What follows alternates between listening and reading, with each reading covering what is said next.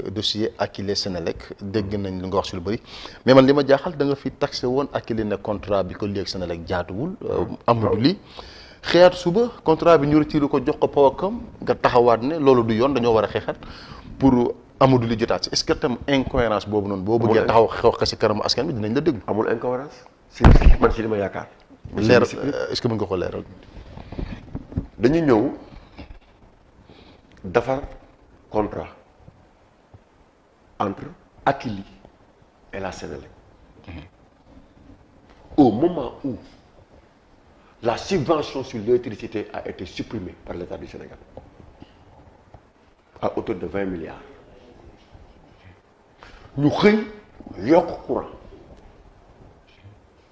ñu ñëw en pleine campagne électorale ñu signé un contrat entre Akilee et la Senelec. le 11 février 2019. du ma poser interrogation man en tant que Sénégalais xam lii lan la demandé. mu ne il faut ñu xool lii pour 10 ans 180 milliards. 7 ni c'est pour récupérer les pertes techniques et les pertes non techniques il faut ñu xool ko parce que contrat bi il faut ñu xayma ko xool est-ce que réellement contrat bu am solo la pour d'abord le consommateur et pour la Senelec ñu toog dénoncé ko egg gu ñu ci fin bi ñu dem jëlee ay israéliens jël sénégalais bi xagar ko sànni fële waaw mais quel est mon rôle en tant que patriote dans ce sens. mais bu fekkee sénégalais bi ni ñu ko joxee contrat bi tamit jaaru yoon na. waaye defal ndànk rek. est-ce que loolu warul njëkk a nekk sa combat. d'abord sénégalais bi bu fekkee li ñu ko jox jaaru yoon. je pense que état am na sañ-sañu. dañ ci nekk di xool contrat bi parce que dafa am contrat ki leen lii.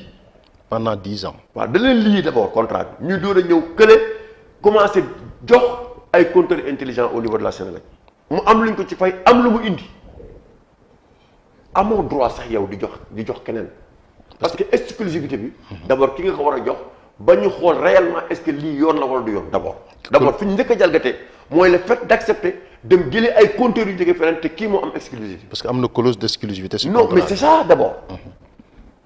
c'est anormal mais ñu jël ko foqati ko dañ ko foqati ci Sénégal bi loolu aussi dañu wax ci dëgg ñun dénoncé wuñu pour yàqal nit dañu dénoncé pour xam parce que pour xool est-ce que lii intérêt Sénégal la intérêt sénégalais yi la intérêt société bi la muy Sénégal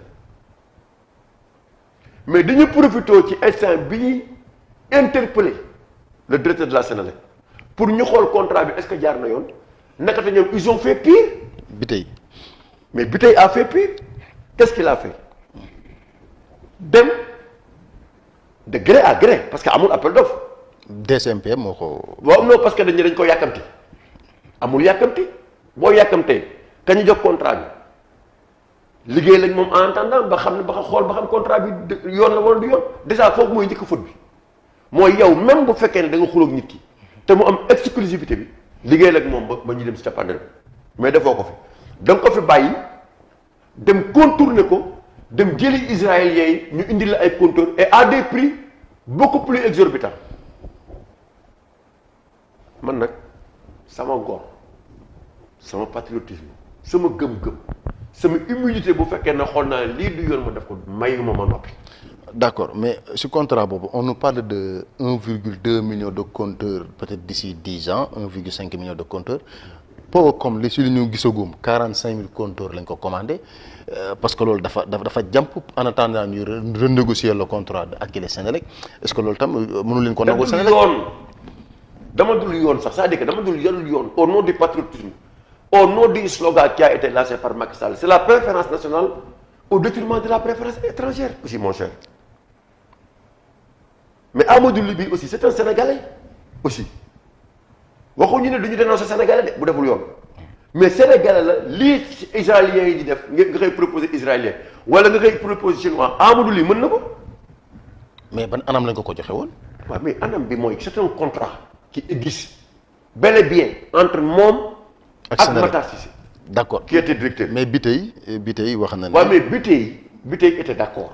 ce conseil d'administration la bokk. d'abord mais Biteye daf ne ñi ngi xool mais ci biir xool bi dafa doon bàyyi ba ñu xool continuer liggéey bi mais dafa jaar ci ginnaaw dem commander ji ay compteurs mais loolu du yoon loolu du yoon loolu dañ koy dénoncer ba pare non seulement dañ koy dénoncer mais lépp lu ñu mën a def pour que doomu sénégalais bi yor ko dañ koy def parce que nekkate ñoom bi ñuy dugg ci xeex bi dugg ci objectif bi c'était pas pour l'intérêt de la Sénélec ni l'intérêt des populations mais c'était pour mën a xadar sénégalais bi indi étranger yi. ñu ngi doon wax aussi une société chinoise. Kayfa mais dama ne la loolu franchement Macky en tant que président de la République au nom de sa fibre présidentielle et patriotique il doit même pas accepter aujourd'hui avec tout ce que les gens ont fait ñuy jël marché bi di ko jox ay israéliens di jël ay chinois di leen ko jox. alors foofu am na question tam bu ma la bëggoon a laaj Matar Cissé laaj nañ ko mu ne loolu affaire Senelec la ñoo ko war a def te moom mooy seen ministre tutelle moo signé woon le contrat bi tey bokk conseil d'administration est-ce que tam Matar Cissé instant bi amati na doole boo xam ne ni mën na intervenir on a l'impression que moom dafa nekk tutelle bi tey mais yilifu ko. non yilifu ko te loolu mooy war na ñun on n'a pas une administration sous la tutelle du ministère de l'énergie te le ministère de l'énergie mënul la jox ay instructions nga def ko. am na ku nekk mais problème bi mooy Matar Cissé d'abord parce que Matar il devait prendre ses responsabilités parce que c'est lui qui avait signé le contrat entre Akilee et la Senelec te loolu yow mënuma concevoir coow lu jóg ba à un certain niveau toi en tant que ministre tutelle qui fut le directeur tu n'en parles pas. pourquoi mais il faut en parler. mais est-ce que délit initié bi tey soulevé tam loolu bu si Matar Cissé duggoon mënu ko indil problème. non xaw ma c'est-à-dire que moom li mu def moo gën a grave moom délit bi mu def moo gën a grave moom il veut désarticuler notre économie moom lii bu doon États-Unis yàqu nga gaajo la moo ko téye lan moo tax ñu téye woon gaajo marché bu société américaine waroon gagné mu yàqal ko dem jëli étranger bi mu dugg États-Unis gars yi téye ko bii nag moo gën a grave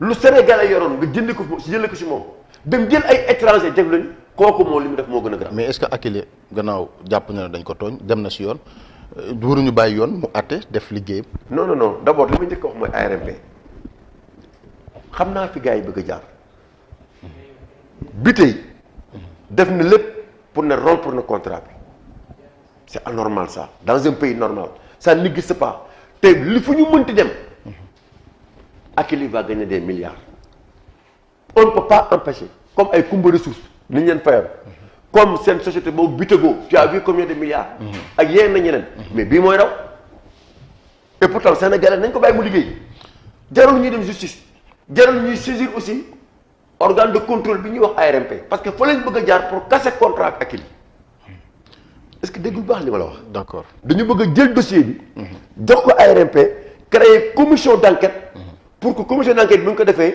ña nekk ARMP xool dossier bi ne lii di baaxul mais moo tax interpellé na ARMP interpellé le président de la République parce que le président quand même un jeune comme Akilee comme Amadou Ly quoi qu'on puisse dire war na mën a ñëw recevoir ko. d'accord toog waxtaan ak moom. xam les tenants et les aboutissants mais nag ki ko njëkk waroon njëkk a def malheureusement jëlu responsabilité am c'était en ce moment-là Matar Cissé qui fut le